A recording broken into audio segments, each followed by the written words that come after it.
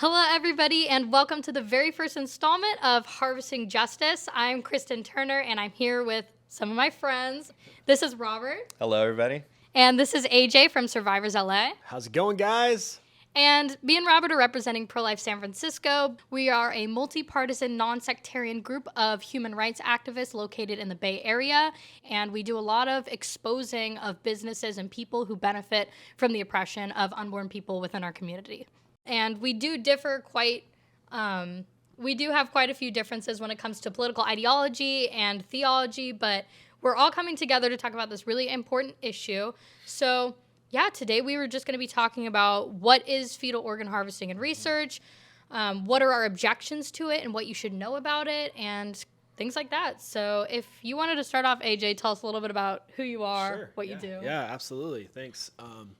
Yeah, like you said, we're all come from different organizations, different backgrounds, but we just thought it would be really important to educate the community on what we're doing, coming together to really fight this great evil of fetal organ trafficking, fetal organ harvesting, and the tax-funded aspect. A lot of this, people don't know, this is your tax money that's funding all of this. And so we just thought it'd be really important to kind of come together, do a podcast on fetal organ harvesting and the work that we do every day. So I'm the director of Survivors of the Abortion Holocaust.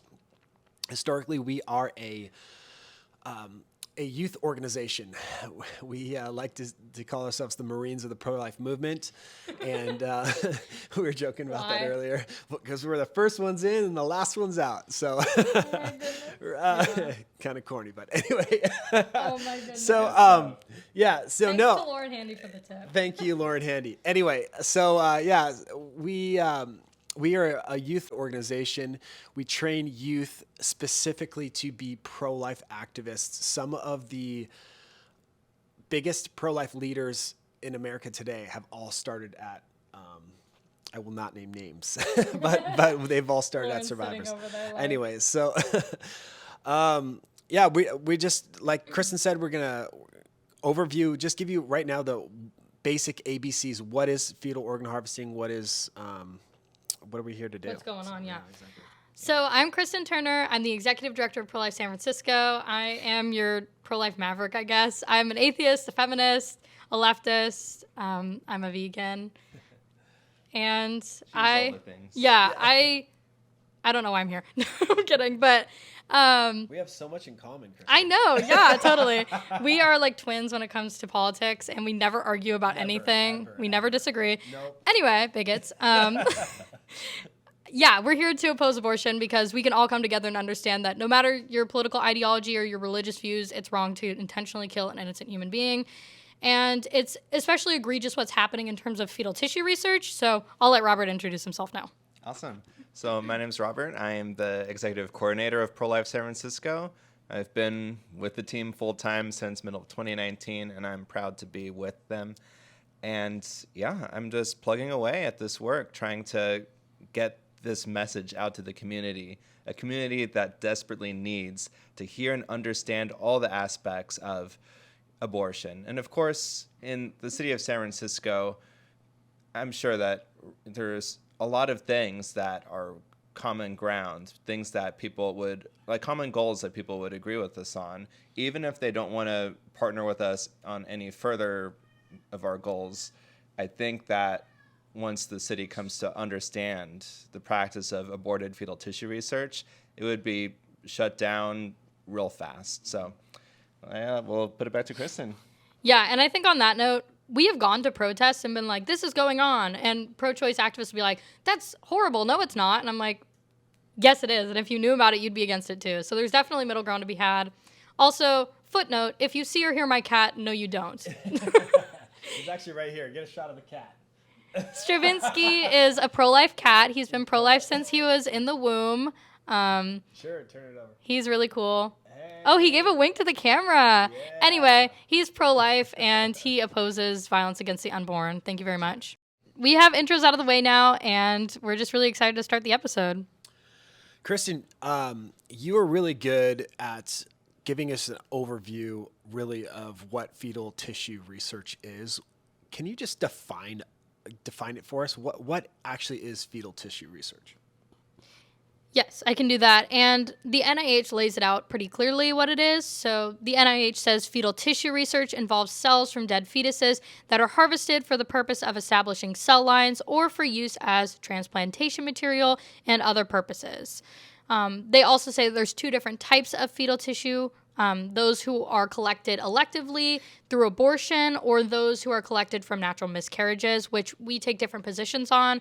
We believe that it's not morally incorrect to use the body of a child who has passed away naturally, to use their body as we can to support humanity, but there is a fundamental difference between using somebody who has already passed and specifically targeting people. So that's why we take a different position based on how those are obtained. We wrote our own definition of this as well to kind of simplify it and to add a couple things in that we think that they're missing. So the definition that we're going to be using for this podcast is, and this can be changed later, this is just what we're going off now. Fetal tissue research is the use of tissues, organs, cells, and other organic material from dead fetuses that are used for research. Research is normally done in an attempt to find cures or treatments for conditions such as cancer, HIV, or vaccines. And I know when I say vaccines, everyone is like, red flag, red flag. But I just wanted to give you a little side note. You don't have to take any specific position on vaccines to oppose the use of fetal tissue research and development for them, because we all have differing views here. I support vaccines. I'm vaccinated. Robert's vaccinated. I'm not against vaccines. Yeah. Either, and I'm actually vaccinated as Yeah. well. So, yeah. Now that we kind of have a general idea of what fetal tissue research is, it's using their body parts, cells, organs for research.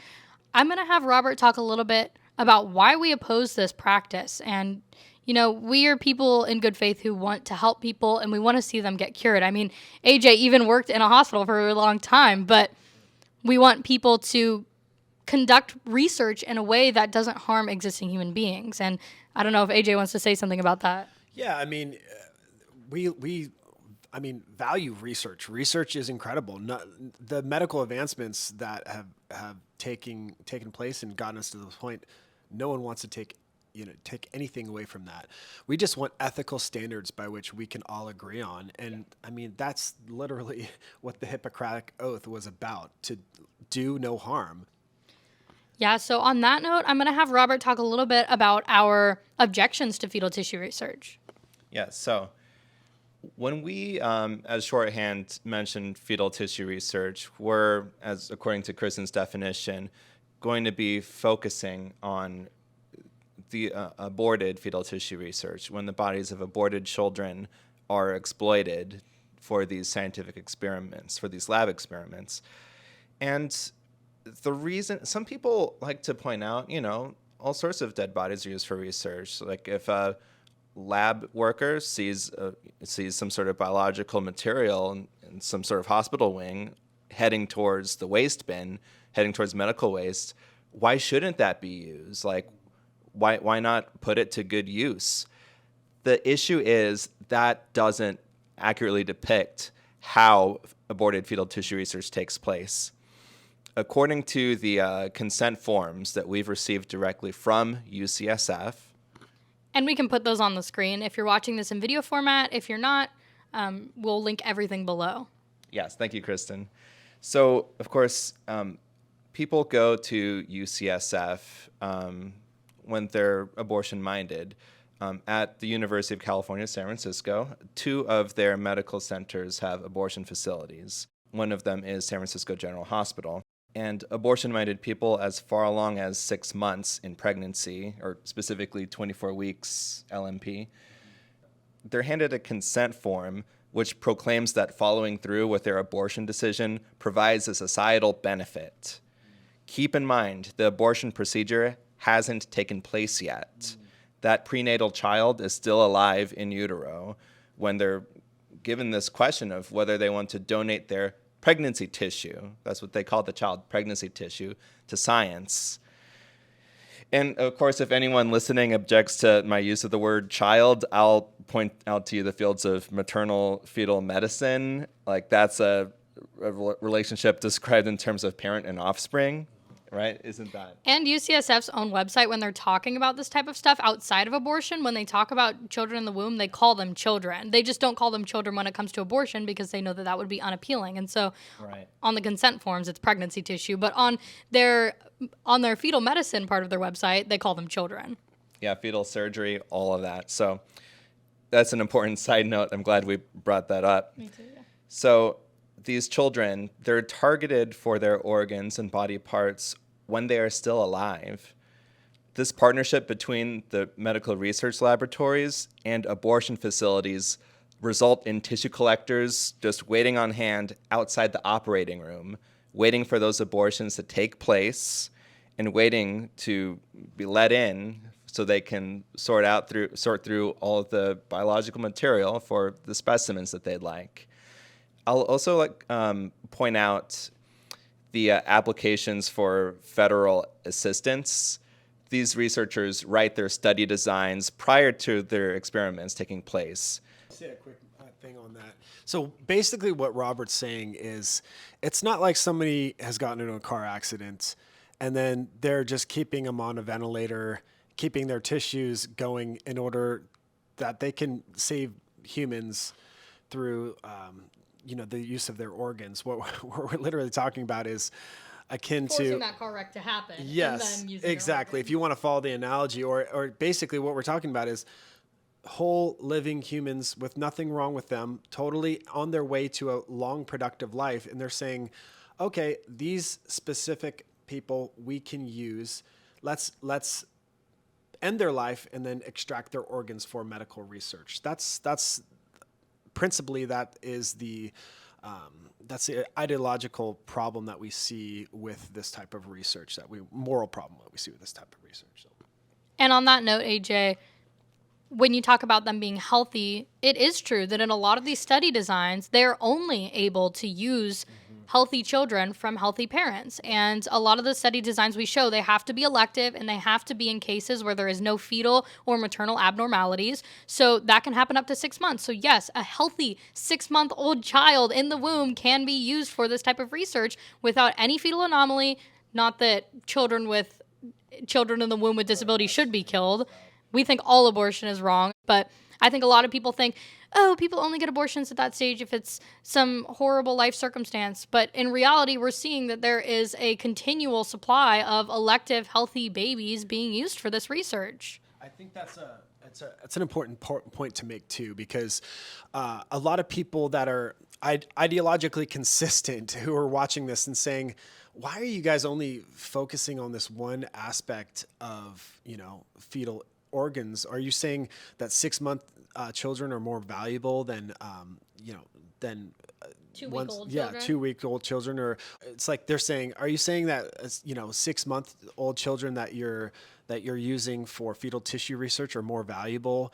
And why are you trying to end this one aspect of this where you can just be kind of cutting off taking the axe to the root? Why aren't you just focusing on all abortion in general and saying, hey, if you agree that every life is valuable from the moment of conception on, why are you guys focusing on this one aspect? And we're just saying, hey, look, there are moments in history where societies, governments have done practices that are so grotesque that across the board, everybody should stand up and say no. This is one of those moments where we're going to look back, and just like on a lot of the atrocities that have happened before us, we're going to look back on this one day and say, how the heck could they induce living babies into labor and then take their organs out for botched resources? So, yeah. I mean, anyway, so I feel like that's an important, we're not making a value judgment in statements. Yeah. And they saying these 6-month babies are more important, more valuable. We're not saying they're more ideologically important or have more moral significance or more value. We're just saying this is a horrible aspect of what's going on and we need to put an end to it.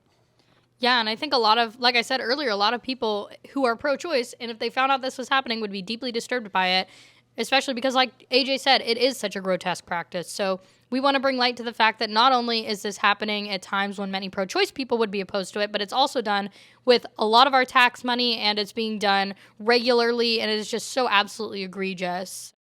Robert is the kind of guy who likes to give sources for everything, which comes in handy when you're talking about the abortion issue. Robert's the nerd of this whole thing. When we get stumped, we just come to Robert and say, "Hey, man, like, what do you?" Yeah. So He's the brain of the operation. Yeah, exactly. So he's going to give us a couple of these numbers from the studies we've received through public records or we found in other places. And we just want to demonstrate that these are studies that are going on. Many of them are taxpayer funded. Many of them are using healthy children at very late stages. And we just want to give you the solid proof. So I'm going to let Robert go ahead and do that. Quick. So the hardest part, and this is why this is such a great point, is the hardest part is a lot of people are like, dude, this isn't happening, right? And so we want to show you through their own records, through public studies, that this actually is going on. Because the hardest thing is actually to get people to believe that this is actually happening. So yeah. Yeah. Robert, go ahead. So one of the project numbers, and essentially what a project number is, it's a number assigned to a series of experiments, a series of studies that are funded by the federal government. In this one project number, let's see, R01DE024188 by a specific scientist at UCSF. In their proposal to the government, it says in a timetable, we plan to carry out the proposed experiments following the table below.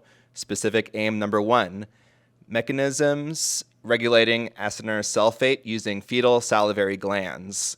And the table shows that for a period of 2 years, they plan to be using fetal salivary glands. Yeah. And this project, it has, I believe the funding period has ended already. I think the project period has ended for this particular one. And that was Sarah Monica Knox, right? That's correct. And we have the published studies. They're straight on. You can read them for yourself on the NIH website, NIH.gov, and you can read that they used fetal salivary glands from electively aborted healthy children, some 6 months old. As we go through all these sources, we'll make sure that you have access to links so that you can follow along with everything we're saying. And if you're watching video format, we'll make sure that everything is on the screen and also linked below. And just to cap it off, I can go a little bit too long a lot of the times, but so the fetal children that are exploited, they're not dead and already on the way to medical waste when they're targeted for collection. The study designs are written to include a continual, ongoing supply of aborted body parts. And we condemn what amounts to placing advanced orders for the genitals, brains, skin, lungs, and other organs of healthy children from healthy parents. There's one other point I wanted to illustrate to you guys, but real quick, I think it's pretty while clear. You're doing that. So what he's saying there is when you have a study beforehand that is calling for organs, you put a financial incentive for those types of organs. So now you have a financial incentive to supply these organs for these babies that are still alive in the womb. That's highly unethical, right? So. And by financial incentive, are you talking about the scientists linking their continued paycheck to the continuation of abortion? Yeah, both that and also the continuance of these government contracts that to the tune of millions of dollars that's funding all of this research.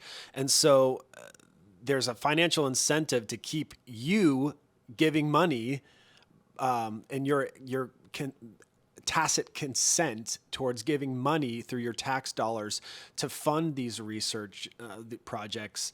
And so it's all encompassing, right? People's salaries, your money, your tax money, everything is in all wrapped up in this whole thing. Mass. Yeah, I'll be sure not to jump in too often, but yes, these scientists, based on the way they design their projects, they have an interest in the continued practice and legality of abortion, and it should not be so. It might sound really horribly cruel what's going on when we talk about these healthy late-term fetuses being used for research, and that's because it is. AJ has done plenty of research to make an example of this to show us how horrible it is. So I'm going to let him talk a little bit about how this is human torture. So the published studies, the contracts, and the fetal records requests that we've gotten back have revealed these are calling for 18 up to 24-week old gestational fetuses, babies. And we know scientifically that we have actually new research coming out, and I'll link the research below, but that children can feel pain in the womb just after 13 weeks. We know this now. And so just from an aspect that, like, if you want to limit harm, if you're sitting here and you're a vegan, right? And you're principally a vegan, just like Kristen and many people probably watching this, ideologically, you don't eat meat because you don't want to cause harm and pain. Go ahead and speak to that.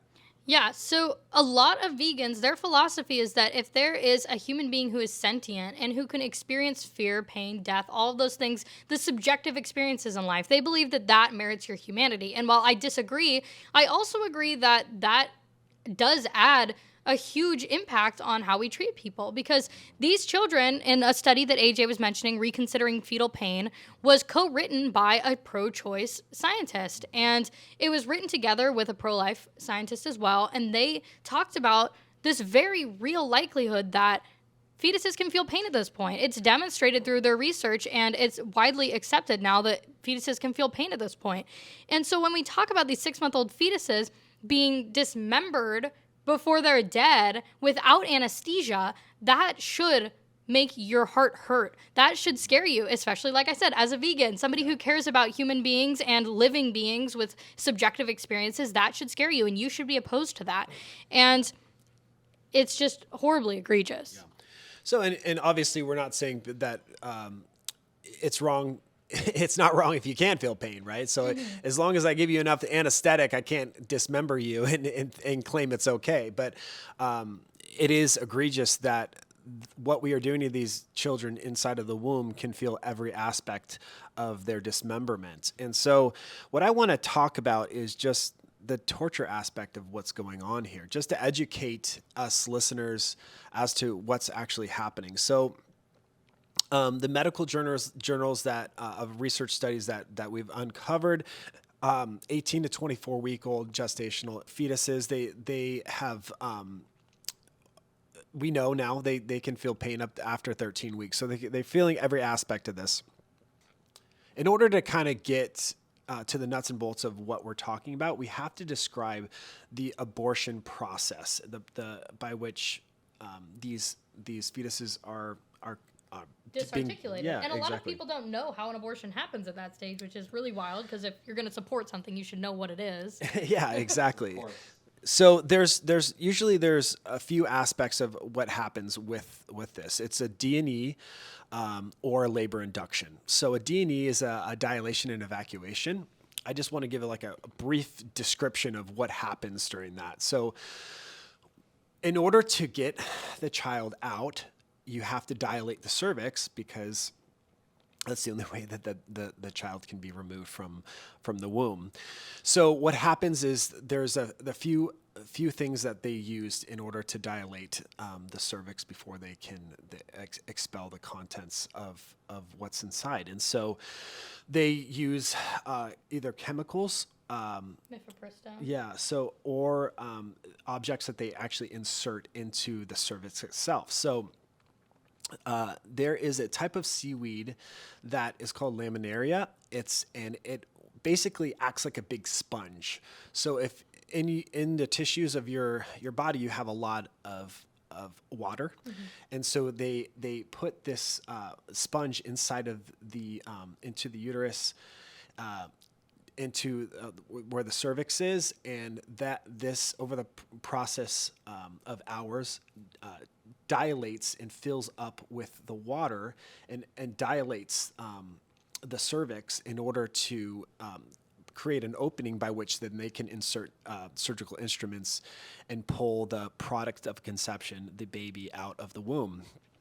And so typically during a dismemberment abortion, they dilate the cervix, then insert surgical instruments, pull the arms and legs off of the baby, crush the head, and then pull it out and bring the product of conception out, the baby out. That's incredibly traumatic to the tissues that they need to acquire. So if you want to use fetal organs for your research projects, it's going to be a problem because you're literally dismembering the child inside, and nothing is left of value that you can use for their research projects. So they have basically, is it fair to say they've altered the abortion project process in order to do this to happen, correct? This is a kind of a controversial topic, but in the undercover videos taken by David DeLayden, we do see that there are abortionists who have admitted to at least somewhat altering the abortion process. So we see people like Deborah Nucatola who say,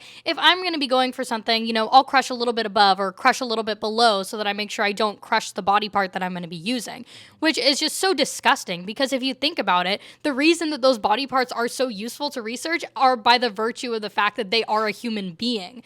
That is what makes them valuable. And so, yes, I would say it's fair to say that they do alter the abortion procedure. Right. That seeing examples of that in the medical field makes us skeptical that other abortionists who are next going to be, next in the chain of custody, that body is going to the scientific researcher. Who's going to be so certain that UCSF doctors are having like their that stage of the work completely outside of their mind, And as a woman, I would just like to say that terrifies me, to know that a doctor would do something to me without telling me, to change a procedure without my consent. Of course, I wouldn't have an abortion, but there are many procedures that people are finding out, even things like IUD insertion, where people are taking different pieces of like a woman's cervix that they'll take out and they'll use. And that's really disturbing as a woman to know that these people who are meant to be medical professionals are changing a procedure that could likely hurt someone without their consent and not telling them because they want to selfishly benefit from doing so. So you go for it. Yeah, I'm sorry. Yeah. So it is really important that there's oversight to, ensure that something like this isn't happening in our own backyard. Like, where is like the clear and that's answer? Where we come in, yeah. Yeah, yes or no. Is that happening? We need the UCSF authorities or law enforcement to be looking into this to find, or just putting protocols into place to ensure that crime and medical battery doesn't happen, prevent it from happening. Yeah, and that's a lot of why we're here. That's a lot of what we're doing. But at the same time, I completely lost my train of thought. So, what was I going to say? So far we've talked about what is fetal research. We've talked about how do we know they're doing it, the studies. Now we're talking about how actually they do it. And so we described a D&E, the dilation and evacuation. They dilate the cervix and then they evacuate the child, the contents or the product of conception, the euphemism that they love to use in all of these videos. Yeah.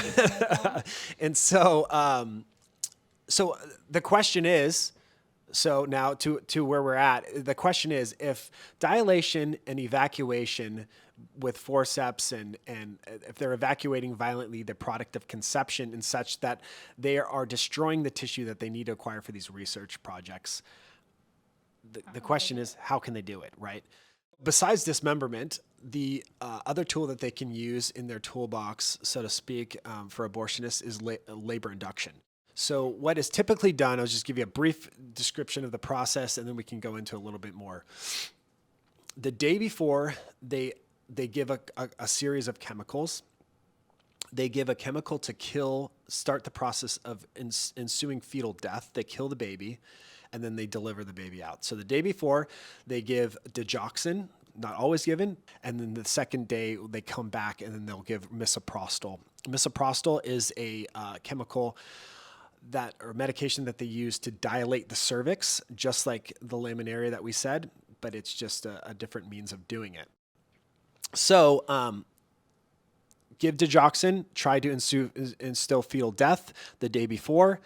The day of, they start the process of delivery. So then in that process, then the baby is delivered whole and intact. And most of the time it's, it comes out dead, but that we actually will go into that. We have studies that prove that babies are coming out alive. So. And one of the reasons that digoxin is such an important part of this conversation is because they actually can't use digoxin when they're looking to use their body parts for research. And the reason that is because digoxin destroys the stem cells, which means that if they use digoxin to induce fetal demise, as they say, if they use digoxin to kill the child before they induce labor, it will ruin the cells that they're trying to procure for research. And so if they can't do dismemberment because it destroys the body parts, and they can't use digoxin because it destroys the stem cells, how do they do it? They do a labor induction without inducing fetal demise prior. If you use digoxin, there's still a chance that a child could be born alive, but without digoxin, there's an even greater chance, through the studies that we have, Robert will list them off in just a second, that the child will be born alive. So, Robert, did you want to go over this contraception journal article that we have? Yeah, so there were clinical guidelines written by authors Lynn Brigada and Nathalie Kapp for the Society of Family Planning. These clinical guidelines were published in 2011, and the title is Labor Induction Abortion in the Second Trimester.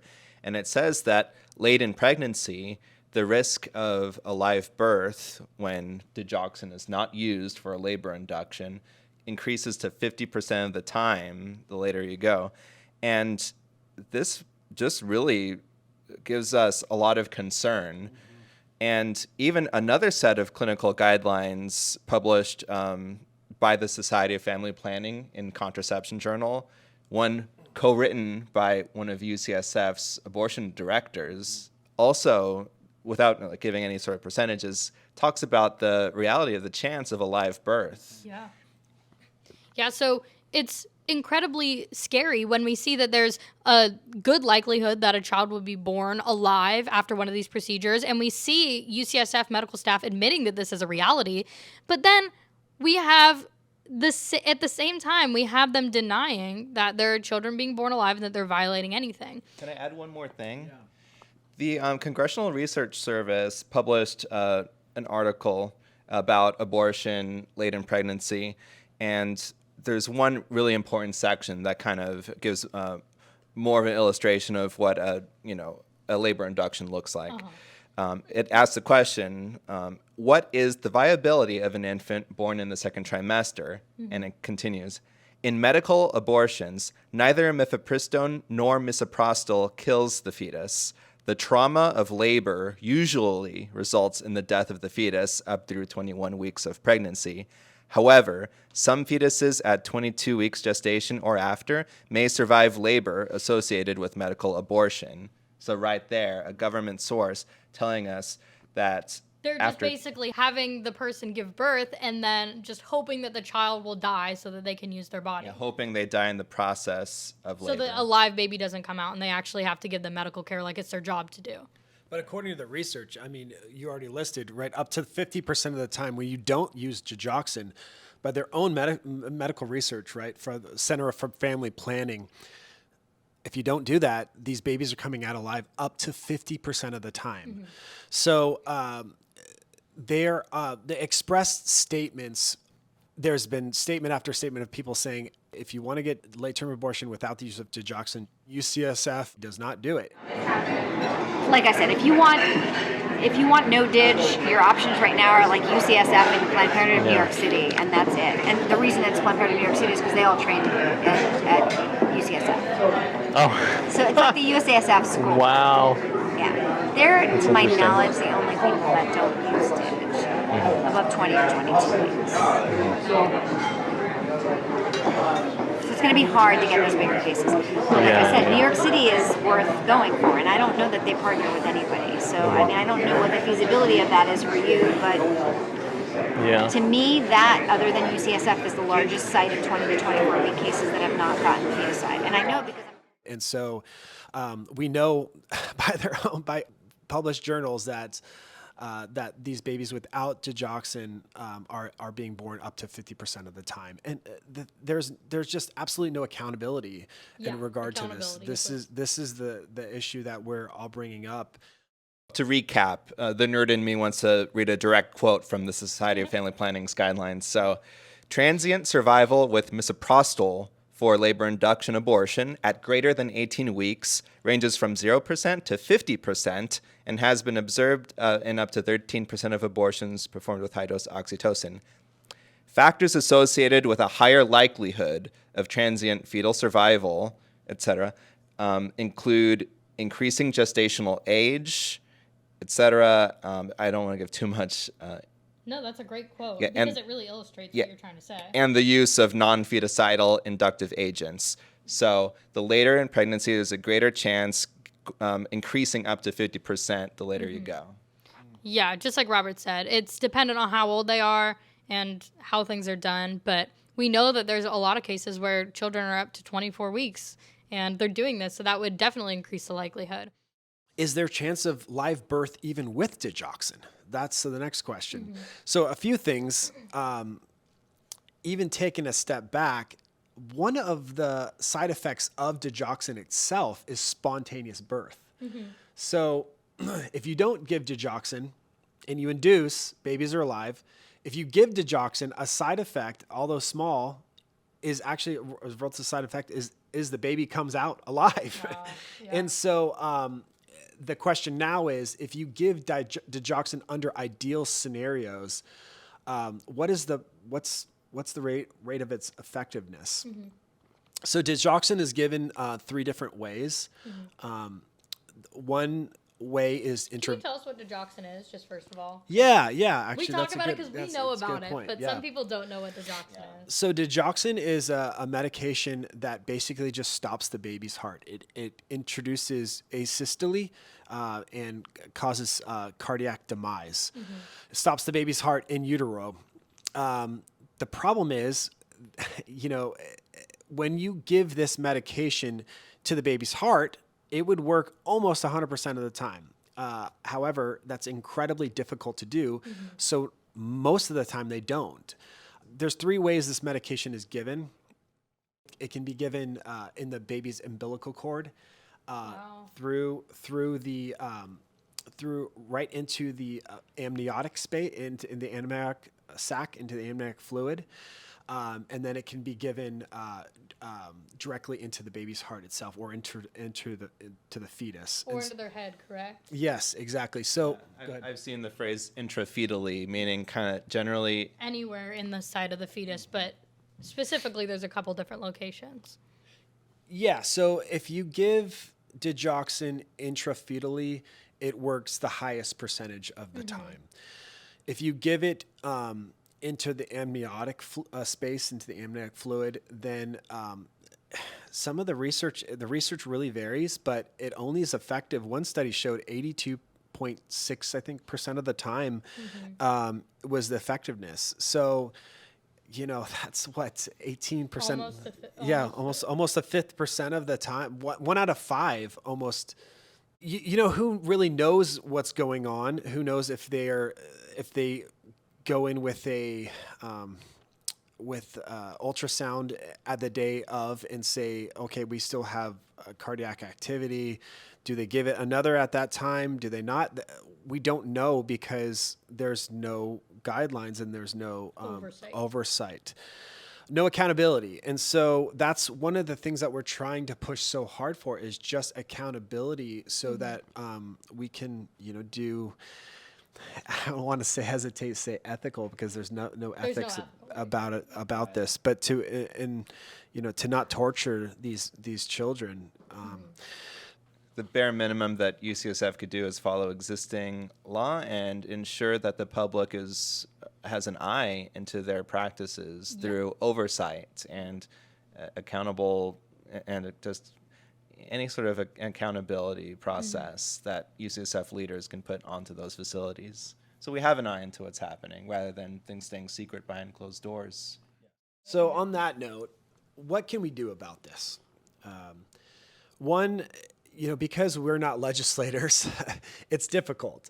we are activists and researchers. And even the legislature, even though they've passed laws about this, they're still not being followed. Yeah. And so one thing that we're trying to really do is just expose. We're trying to find out what's going on. And how do you do that? I think Kristen can really speak to this, because Pro-Life San Francisco has done an amazing job uncovering a lot of what's happening. So Kristen, will you just tell us about the public records that you're doing and get a little detail there? So the California Public Records Act says that the people of California are entitled to public records. They're entitled to know what's going on in the state, especially when it comes to different organizations and institutions that serve the public. So when it comes to things like UCSF, institutions like hospitals, we have the right to know what they're doing publicly. And so since 2019, Pro-Life San Francisco has been submitting public records requests to UCSF. And originally they were like, we're going to ignore you, until we, retained legal counsel, and they're like, oh, they actually are serious about this. And we were like, yeah, we're serious about this. There's no accountability for what you're doing. So since 2019, we've been making public records requests to UCSF, and about every other week since then, we've received fetal tissue procurement logs telling us exactly what they're harvesting from these children and when. We've received different studies that they thought would be pertinent to our research, and we've received just a slew of information about their practices. And last year, do you remember what month that was? Was it July that Live Action wrote the article? June or July.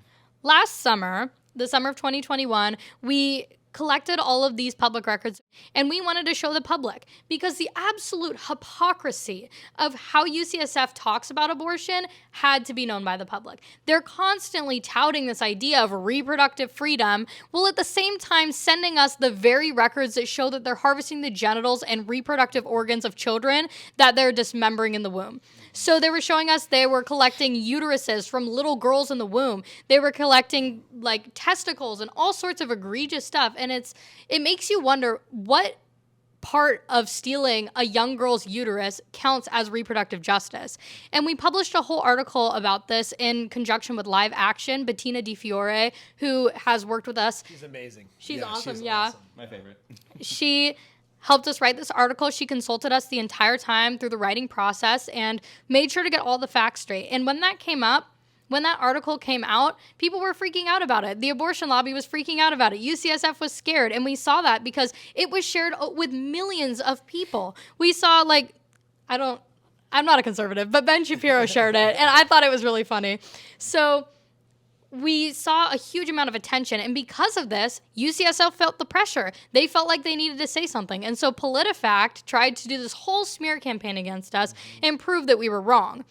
And what they did is they went to UCSF and asked their opinion. They didn't ask ours, of course, and they got a statement from UCSF. And we believe our research shows that PolitiFact's article is incorrect. I believe that they weren't using the highest standards of journalistic integrity to prove us wrong, and so I think our evidence stands. But at the same time, we got a valuable piece of information from this PolitiFact article, and that was that UCSF said that they had never had a live birth at any one of their facilities, which is just absolute BS. I don't believe that for a second, because if you look at everything we've told you, if you look at the way they've admitted they do procedures without digoxin because they're using these tissues for research, if we know through the studies that have been provided by pro-choice doctors and pro-choice medical professionals that there is a high likelihood of live birth with no digoxin, which is the procedure they use for this, if we take that into account and say that, UCSF has been doing these types of UCSF has been doing this type of research for decades using these methods, and to say that they've never had a live birth at any one of their facilities would be a statistical anomaly. It would be nearly impossible, and that's why we want to hold them accountable, because through the Public Records Act and everything we've gotten from them, it would be an unbelievably slim chance that they would have never seen a live birth. And there is a law right now, a law that says that if a child is born alive during an abortion procedure, they're entitled to the same medical care as any one of us. But there is no mechanism of action against somebody who breaks the law. There's no way to enforce it. It's just a statement of they have a right. Do it right, guys. Don't kill the babies after they're born for research. Correct me if I'm wrong, but even that PolitiFact article, right? Mm-hmm. It was like Live Action basically put something out saying, They responded, yeah. yeah, they responded but the response was they're not harvesting live babies. It's not they're not babies. That was the fact check, right? Yeah, they said that they weren't babies. They weren't murdered babies, because that's what Live Action used in their title, and that they weren't harvested. They said the use of the word harvest was incorrect, even though we got that term from UCSF. That's how they categorize it, as harvesting. So that's the level of journalism and scientific Top scrutiny, right? It's like, is UCS harvesting live babies? Well, no, it's not harvesting. We're just playing semantics. 2, is it a baby? No, it's not a baby. Even though they call it a baby on other parts of their website. So this is the level of political journalism and medical scrutiny that we've resorted to. Yeah, just muddying the waters on, well, what were the original claims and what do we want to put in their mouths to in order to rip that down instead. Yeah, because then when people see the title of the PolitiFact article that says no, UCSF isn't harvesting body parts from murdered babies, they read that headline and they go, I'm not going to read that because I just want to go with confirmation bias. But the key is, go online, and we'll probably even we'll link it. Mm-hmm. Go online, read the fantastic post that Bettina did. Go through each point she makes, and then read the PolitiFact article and see they affirm everything. Yeah. They affirm every single point. And so that's the funny thing about this. Today we talked about a lot of information, and I know that can be kind of overwhelming, so I just wanted to kind of give a short recap. We talked about UCSF's practices. They are committing abortions against up to 6-month healthy babies in the womb. They're doing so with procedures that have a high likelihood of birth. Through the public records we received, they have admitted they don't have a protocol on the book for what happens if there's a live birth, which is against the law if they were to be caught not giving treatment to a live child that was born. And at the same time, we know that they're torturing these children through the type of procedures they're doing. They're not being held accountable by the public, and they're basically lying to our face at this point. What I want you to do now with all that information, you can go back and watch this as many times as you need. But what matters is taking action, because we can talk all we want. But what needs to happen is we need to pressure them to make another statement and another statement until we catch them bold-faced in their lie. From August 23rd to August 28th of 2022, Pro-Life San Francisco, with the help of Survivors LA, will be coordinating a week of action in San Francisco. We will be doing direct action, protests, sidewalk advocacy, and more. For more information and for the registration form, visit prolifesf.com/WOA. Come find our social medias, get a hold of us, and come join us in the fight against this evil that's happening right now in our generation.